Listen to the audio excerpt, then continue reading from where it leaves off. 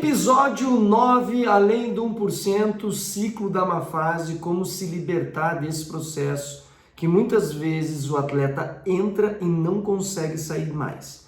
A gente vê determinados movimentos acontecendo emocionais que não permitem mais com que esse atleta possa jogar com alegria e com leveza. Já aconteceu comigo, já deve ter acontecido com você e vamos falar sobre isso para tirar do mundo da subjetividade e da inconsciência, da subconsciência e trazer para o mundo real, consciente, no qual você se apropria de inteligência e de percepção para poder ser inteligente na tua vida emocional, reverberando na tua vida profissional.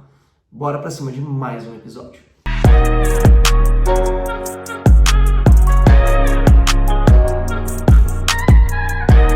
Vamos iniciar mais esse episódio tão importante aqui do nosso podcast, além do 1%, trabalhando sempre nas perspectivas profundas, saindo das águas rasas, até porque peixe grande você não pesca ali na água rasa, a gente pesca sempre na água mais profunda.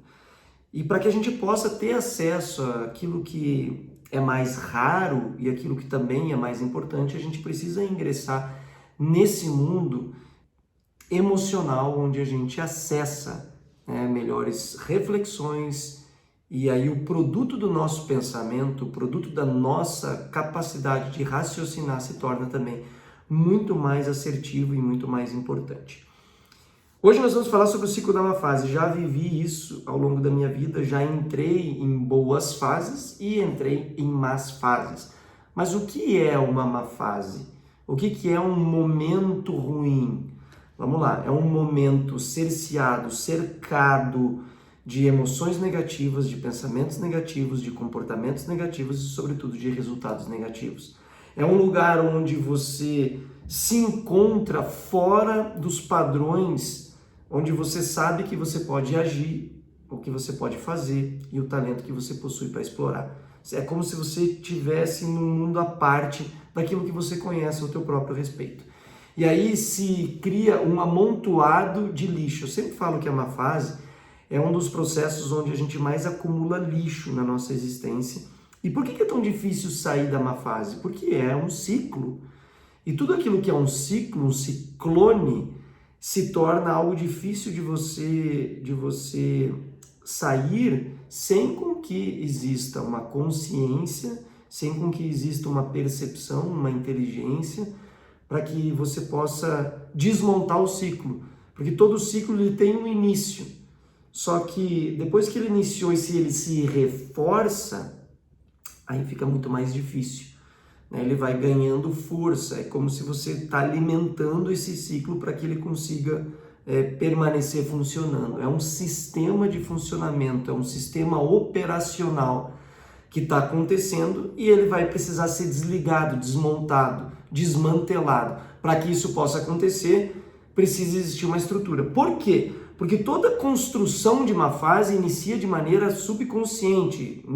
Você não diz assim, não, peraí, deixa eu iniciar uma má fase. Não é algo intencional. No entanto, o desmonte do ciclo precisa ser altamente intencional. A construção do ciclo da má fase, ele pode começar com um erro, pode começar com uma crítica, ele vai começar de maneira sutil, sem com que você perceba, ele vai influenciar principalmente a parte mais importante do ser, que é a crença, e a crença muitas vezes ela é subjetiva e muitas vezes também criada no modo subconsciente, você não tem muita consciência daquilo que você está acreditando, na verdade é um modo já operacional que vem da tua família, ou que vem da tua própria religião, do lugar que você nasceu, você tem as suas crenças pessoais sobre o teu próprio talento, a tua própria capacidade, isso está no mundo subjetivo, muitas vezes você não para e diz, não, peraí, deixa eu ver quais são as minhas crenças. Minha crença, eu acredito muito no meu talento, eu acredito muito no treino, eu acredito que quando eu treino bastante, eu vou conseguir, tá ali na pauta, tá ali escrito, não tá, muitas vezes é no mundo subjetivo, tá acontecendo. E por isso, por habitar muitas vezes no mundo subjetivo, somente no mundo das ideias, o que acontece? Você não tem controle sobre isso, você não tem percepção sobre isso, E assim como no mundo subjetivo as tuas crenças elas surgem, elas podem também ser transformadas e serem mudadas. O que eu sempre digo para os atletas, isso aqui é religião da nossa mentoria. O erro ele pode acontecer e o maior problema do erro não é o erro. O maior problema do erro é quando o erro constrói de maneira subconsciente ou transforma aquilo que você acredita ao teu respeito. Aqui está o maior legado negativo de um erro. É quando você permite que esse movimento frustrante do erro, da crítica, ela mude o que você pensa ao teu respeito. Aqui está o maior legado do erro. Porque o erro por si só, ele é cometido por todo mundo. O Messi comete erros, o Neymar comete erros, o Mbappé, os grandes astros, eles erram e erram bastante. O grande diferencial da vida deles é que eles não permitem com que se inicie o ciclone, como se inicie o ciclo a partir do erro. Isso aqui é fundamental. Então vamos lá, uma má fase, ela se inicia, ela se substancia, ela nasce quando a tua crença é modificada ao teu respeito. Por exemplo, eu acredito que eu sou um bom jogador, já aconteceu comigo. Eu acreditava que eu era um bom jogador. Em um determinado momento da minha vida, e aí eu me lembro ali quando eu iniciei no Atlético Paranaense, eu cometo um erro num jogo e a torcida me vaiou, normal. E aquilo ali é o primeiro impacto público que eu tenho com a vaia. Tá tranquilo. Só que daqui a pouco eu cometo outro erro. E aí a vaia aumenta. Aquilo que era se torna um E de maneira subconsciente, o que acontece? A gente vai fugir da vaia da hostilidade. E o que acontece? Quando você foge da vaia, você está fugindo da bola também. Fugindo da bola, fugindo da vaia, você não se destaca. Sem o destaque, sem a exposição, você se torna medíocre, médio, mais um. E diante desse cenário, é praticamente impossível com que algo fora da curva venha acontecer na tua vida. E aí você começa a sair de cena. E toda fuga, ela é emocionalmente cansativa. Pensa aqui comigo, você está indo de férias, e você está viajando de férias, você está se deslocando de férias. Que tipo de emoção tem quem está se deslocando dentro de um carro de férias? Qual que é a tua emoção? É uma emoção positiva. Agora pense que você está em deslocamento em fuga. Você está com medo se deslocando em fuga, tem um bandido, alguém correndo atrás de você, e você está se deslocando em fuga. Que emoção que existe na fuga? É essa emoção que codificou uma nova crença dentro de mim. E aí, eu sabia dessa crença? Claro que não. Mas deu dúvidas sobre o meu talento. E quando deu dúvidas sobre o meu talento, se codifica uma nova crença. Será que eu sou talentoso mesmo? Será que eu tenho potencial? Eu acho que eu não tenho um potencial tão grande. De maneira subjetiva, sem a minha consciência, sem a minha autorização mental, começa a acontecer alguns movimentos de ciclo dentro de mim. Aí o que acontece? Deu dúvida, a dúvida gera o quê? Gera uma emoção positiva ou negativa? Não, gera uma emoção negativa. Então eu estou em dúvida e com uma emoção negativa, não estou com emoção positiva. Essa emoção negativa codifica em mim um pensamento. Eu vou pensar de maneira negativa. Eu estou pensando, estou deslocando sobre as minhas emoções, sobre as minhas crenças, um pensamento que está na mesma temperatura, que também é negativo. E aí eu vou começar a pensar sobre isso, a deslocar pensamentos que se tornam em sentimentos, que se tornam e ainda potencializam as nossas emoções. E aí, dentro desse espectro, nós temos um ambiente, nós temos a construção de um ambiente negativo. Agora pensa aqui comigo, olha o ciclo acontecendo, eu tenho uma crença, eu tenho uma emoção, eu tenho um pensamento, eu tenho um ambiente interno, e aí vai entrar no mundo público do comportamento. É como eu me comporto, e aí a gente julga demais as pessoas pelo comportamento delas, certo? Porque aquela pessoa, ela se comporta, ela tá retraída, ela tá com a cara fechada, ele tá fugindo do jogo, ele só toca para trás, nossa, ele errou. A gente está sempre julgando o comportamento de pessoas. No entanto, o comportamento já é uma esfera avançada daquilo que está acontecendo na subjetividade das nossas crenças. Vocês entenderam?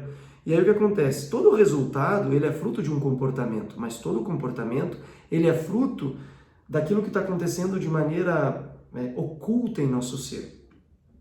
E aí o resultado é negativo e reforça a crença que você tem. Ou seja, poxa, eu estou aqui com um resultado negativo, não joguei bem, tá vendo? Eu disse para você que eu não era tão bom assim.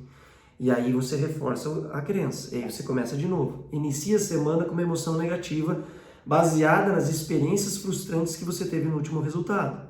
E isso já gera em você um pensamento negativo. Esse pensamento negativo, de consequência orgânica, modifica o teu ambiente interno. Você está aqui, em confusão, em guerra.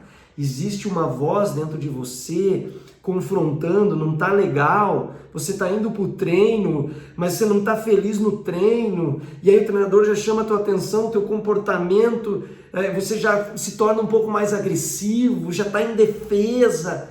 Resultado negativo no jogo. Termina o final de semana e você, poxa, eu acho que eu não sou tão bom assim. E aí já reforça a tua emoção. E aí você entrou no ciclo. Vocês perceberam o ciclo acontecendo aqui? Como sair desse ciclo? Como assumir uma identidade, uma inteligência, uma consciência de maneira inteligente, intencional, para que você possa sair desse ciclo? Não é com mais oração. E aqui eu vou te dar uma notícia triste, porque assim, muitas vezes a gente coloca na religião ou deposita em Deus algo que são ferramentas que Deus já nos deu e já nos deu capacidade de reflexão e capacidade de percepção para que a gente possa, de maneira inteligente, assumir a responsabilidade sobre as nossas construções mentais. E aí, olha que coisa interessante, você tem, por exemplo, os apóstolos. Logo após a morte de Cristo, você tem todos os apóstolos, eles vão para onde? Eles vão para a caverna, porque eles têm uma emoção super negativa. Eles tinham crenças muito positivas que Jesus era Deus.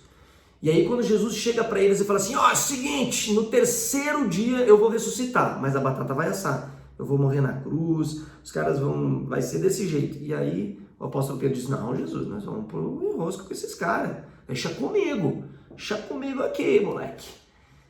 E uma coisa muito interessante nesse processo é o seguinte, logo após o resultado negativo, ou seja, Jesus é crucificado, morto e sepultado, temos um resultado negativo. O que os apóstolos fazem? Emoção negativa. Vão todo mundo para a caverna, eles se prendem, se cadeiam dentro de uma casa. E ali o que acontece? Ali acontece pensamento negativo. E esse pensamento negativo, esse ambiente de guerra dentro deles faz com que eles tomem uma decisão, tenham um comportamento. Qual que é o comportamento deles? Voltar a pescar. O apóstolo Pedro olha para os caras e fala, gente, eu acho que a batata assou, e diante disso eles tomam uma atitude, eles voltam a pescar. E qual que é o resultado dessa pescaria? Negativo, eles não pescam nada. Resultado super negativo. No entanto, tem um movimento que acontece nessa pescaria que muda tudo. Jesus aparece lá na praia e fala assim, e aí pessoal, pescaram alguma coisa? E os caras dizem, não pescamos. E o apóstolo Pedro percebe que é Jesus ressuscitado. E aí ele salta do barco e vai nadando até Jesus e ali Jesus está com um churrasquinho lá preparado para eles. E ali a mudança de crença. Eles tinham acreditado em Jesus e daí depois a emoção, o resultado negativo fez com que eles tivessem uma nova crença. Gente, Jesus não era Deus, não. Eu acho que aquilo que a gente acreditou era mentira. E aí, quando Jesus aparece ressuscitado para eles, olha que coisa interessante, a crença positiva, a crença codifica uma nova emoção. E aí aqueles caras, olha só o que gera, eles tinham uma emoção negativa, eles tinham um pensamento negativo, um ambiente interno de dúvida e tiveram um comportamento de voltar a pescar, ou seja, vamos voltar às práticas antigas, vamos voltar a sermos quem éramos, vamos voltar a ser o passado. Dentro daquele ciclo terrível que eles estavam vivendo, inicia-se uma nova crença. E aí esses caras, eles têm um comportamento lá na frente de muita coragem. Eles são presos, mas eles nunca mais ficam presos dentro da casa deles. Eles são tão corajosos que eles são presos pelo império. Eles são perseguidos pela religião. mas a crença poderosa em Deus fez com que eles saíssem de casa e com que eles tivessem um comportamento poderoso e se tornaram aí, a gente está falando aqui sobre eles, independente da tua religião, se você crê ou não, nós estamos falando sobre eles e está aí. O mundo hoje, ele vive em torno de palavras escritas por esses caras, de histórias e experiências que esses caras viveram. Como que você vai sair do ciclo? Primeiro, observando a tua crença. O que você está acreditando a teu respeito? Por acaso você voltou a práticas antigas? Por acaso você se decepcionou? Por acaso houve uma injustiça? Por acaso houve alguma coisa que codificou em você novas crenças? É importante você pensar sobre isso. O que aconteceu? Qual foi a injustiça? Qual foi a dor? Qual foi o problema? Qual foi a cruz que te colocaram que fez com que codificasse em você um novo pensamento, uma nova emoção, uma nova crença? Isso é importante. A partir disso, qual foi o momento, o erro, a palavra, a crítica? E você se posicionou para, peraí, o que eu penso ao meu respeito? Isso é importantíssimo. Porque o que você pensa ao teu respeito é o que você crê ao teu respeito.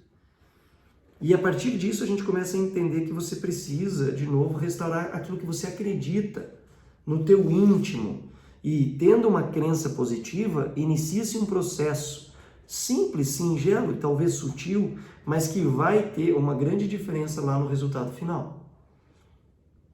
Porque a gente se emociona a partir daquilo que a gente acredita, a gente pensa a partir daquilo que a gente acredita, a gente se comporta a partir daquilo que a gente acredita. E o ambiente interno que a gente tem é a partir daquilo que a gente crê. Se você acredita que você é fraco, que emoção que você vai ter a partir disso? Uma emoção negativa. Você vai se sentir triste. Porque, eu sou fraco. E você vai pensar sobre o quê? Se você tem uma emoção negativa partindo da perspectiva que você é fraco. Certo? Então, iluminando a tua consciência hoje, nesse dia, iluminando a tua perspectiva de olhar para si mesmo e resgatar o ineditismo do teu ser para que você possa crer positivamente e restaurar o ciclo positivo na tua vida. E aí esse ciclo positivo vai se reforçando também. Ele vai se reforçando porque você crê, você pensa, você se emociona, você cria um ambiente positivo e você se comporta e você vai ter um resultado novo. E esse resultado fala, caramba, eu posso. Eu sei que eu sou. E acredite nesse ciclo. Acredite nesse ciclo que ele é poderoso.